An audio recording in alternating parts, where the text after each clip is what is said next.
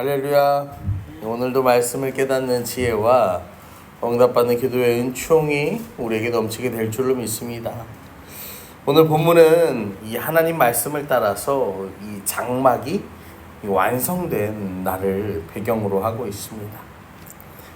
장막이 완성되었다라는 것, 이제는 하나님께서 그동안 말씀으로 명령하셨던 것들이 다 어떻게 되는 거예요? 현실로 이루어지는 거죠. 실행이 되는 거예요. 그리고 그 역사적인 날에 모든 기구와 제단과 기물에 기름을 발라요. 거룩하게 구별하는 작업을 하게 되는 겁니다. 오늘 말씀 1절과 2절을 보면 그것에 기름을 발라 거룩히 구별하고 기름을 발라 거룩히 구별한 날. 먼저 이 장막과 기구를 거룩하게 구별하고 그 날도 거룩하게 구별한다라고 이야기합니다. 이 우리가 아는 그리스도 메시아라는 표현은요, 기름 부음 받은 자라는 뜻을 가지고 있습니다.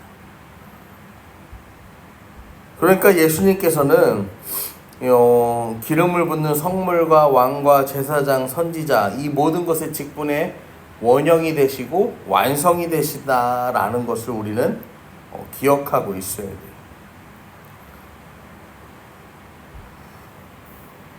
그날을 기름을 부어서 구별하고 이 기름을 부어서 거룩하게 하는 것처럼 우리도 날마다 이 주님과 함께함으로 말미암아서요, 우리의 삶을 구별하고 우리의 삶을 거룩하게 하는 것이 여러분 필요함을 기억하시기를 부탁을 드립니다. 특별히 바울은 디모데에게 보내는 편지에 이렇게 기록해요. 하나님께서 지으신 모든 것이 선하매 감사함으로 받으면 버릴 것이 없나니 하나님의 말씀과 기도로 거룩하여짐이라. 거룩하게 사는 이 거룩에 대해서 이야기하는데 하나님 말씀과 하나님 기도로 거룩하여진다라고 분명하게 이야기하고 있습니다. 여러분, 오늘도 우리가 하나님을 바라보고 하나님 말씀을 묵상하고 하나님 말씀을 쫓고 그렇게 기도하는 모든 것들이 오늘을 구별하고 우리의 삶을 구별하는 이 거룩의 방법임을 잊지 않는 저와 여러분 되기를 이 시간 부탁을 드립니다. 그런데 2절부터 보시면 이스라엘 지휘관들, 곧 그들의 조상의 가문의 우두머리들이요 그 지파의 지휘관으로 그 계수함 받은 자의 감독된 자들이 헌물을 드립니다. 자, 이제 12지파를 대변하는 헌물을 드리는데 여호와께 드린 헌물이 덮개 있는 수레 6대와 소 12마리, 지휘관 2사람의 수레가 하나씩이요 지휘관 1사람의 소가 1마리씩이라 그것들을 장막 앞에 드린지라. 2지파당 수레 하나, 1지파당 소 1마리씩이라는 동일한 예물을 하나님 앞에 드려요. 여러분, 이게 각 지파라고 해도요, 어느 지파는 좀 더 부유한 지파가 있었을 것이고 어느 지파는 이게 좀 부담스러운 지파도 있었을 수도 있어요. 그럼에도 불구하고 그 물질과 상황과 형편에 상관없이 모두가 하나님 앞에 동일한 예물을 바쳐야 한다.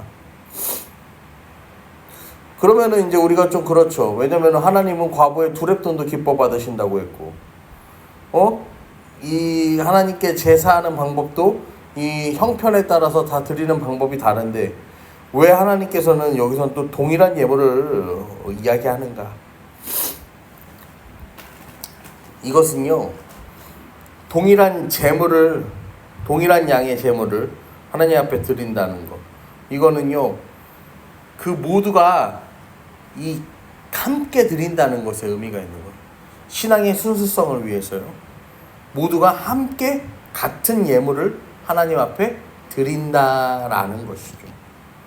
단순하게 물질적인 동일함이 아니라 하나님 앞에서 그 마음과 뜻을 하나로 합하여서 그렇게 하나님 앞에 나아가는 것을 이야기하는 거예요. 왜냐하면 이 12지파잖아요. 그러니까 이게 뿌리는 같지만 그 실상은 어떻습니까? 서로가 끊임없이 경쟁하고 다툴 수밖에 없는 관계죠. 하지만 그 관계를 하나님께서는 어떻게 하시는 거예요? 하나가 되게 하시는 거죠. 하나가. 그래서 그 안에서 하나가 됨으로 말미암아 무엇하게 만드시는 거예요? 하나님 앞에 동일한 은혜를 구할 수밖에 없는 그 공동체로 하나님은 오늘도 세우신다는 거예요. 그러면서 4절부터 보시면 이제 여호와께서 모세에게 말씀하여 이르시되 그것을 그들에게서 받아 레위인에게 주어 각기 직임대로 회막 봉사에 쓰게 할지니라. 그 덮개가 있는 수레 6대와 예물로 바친 소 12마리를 이제 레위인들에게 동일하게 분배할 것을 말씀하세요.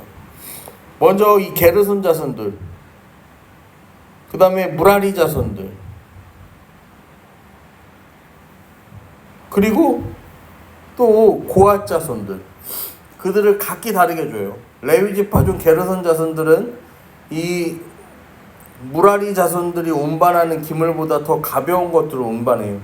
그래서 무라리 자손들이 받은 것은 2분의 1에 해당하는 수레 둘과 소 4마리를 받습니다.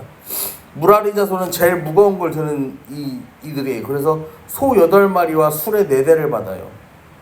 그리고 고앗 자손은요 수레와 소를 제공해 주지 않아요. 왜냐면 이들은요 그 하나님께 이 성물의 운반을 담당할 때 자기들의 어깨로 운반하기 때문에 수레와 소를 지급하지 않아요.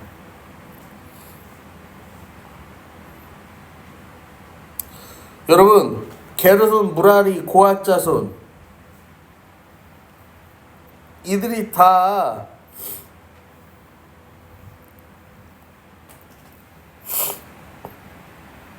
서로 각기 다른 양의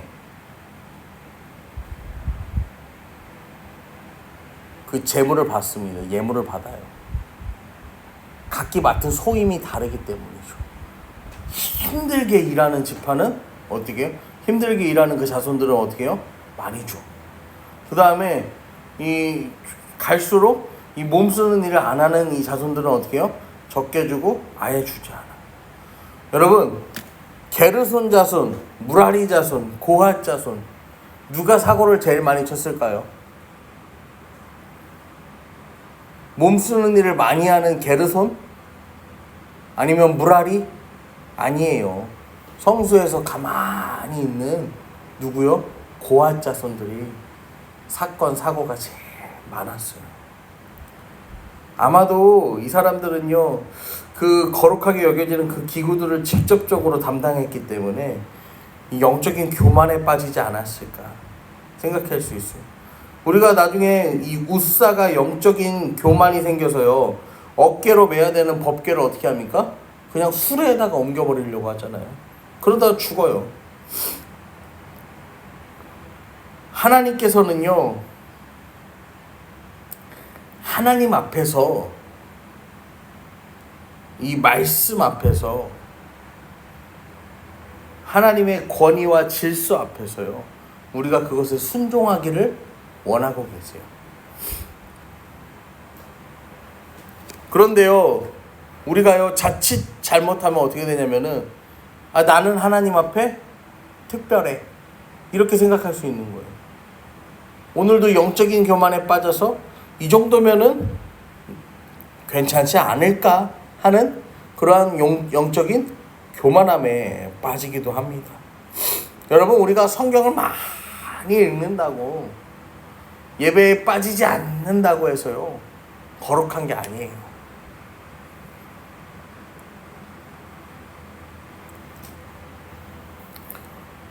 우리의 이 겸손, 영적인 겸손함과 우리의 거룩함은요 다 어디에서 나오는 것입니까?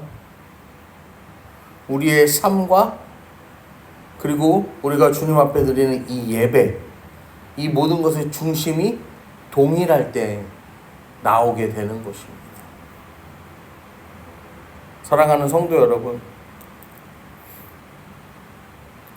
하나님께서요 우리를 사용하실 때 우리의 삶을 통해서요 오늘도 하나님께 영광 돌리시기를 여러분 그렇게요 작정하는 저와 여러분 되기를 소망합니다. 예수님 제자 마태가 있어요. 이 마태가요, 펜대를 굴렸어. 예수님 만나기 전에 굴렸던 펜대는 뭡니까? 이 이스라엘 백성들에게 과도한 세금을 징수하는 펜대였어요. 그런데 예수님을 만나고 났더니 이 복음서의 시작이 되는 이 마태복음의 기록을 남기는 펜이 되는 거예요. 여러분, 주님과 함께 함으로 말미암아서, 주님이 사용하시는 도구가 됨으로 말미암아서 그의 삶이요, 세상에 무거운 짐을 지어주던 삶에서 어떻게 되는 거예요? 그들의 수고와 무거운 짐을 덜어주는 예수 그리스도의 복음을 전하는 인생으로 변화되게 되는 거잖아요. 오늘도 우리가 주님과 함께함으로 우리의 삶으로 오늘도 주의 영광을 드러낸다라는 것은요, 우리를 하나님 나라의 거룩한 도구로 사용하셔서 우리를 통하여서 주님의 그 은혜와 소망, 그 능력을 세상 가운데 전하고, 또 그렇게 전함으로 말미암아 이 많은 사람들을 주님 앞으로 돌아오게 하는 생명의 도구로 오늘도 우리를 사용하심을 여러분 믿고 나아가는 저와 여러분 되기를 간절히 축원합니다.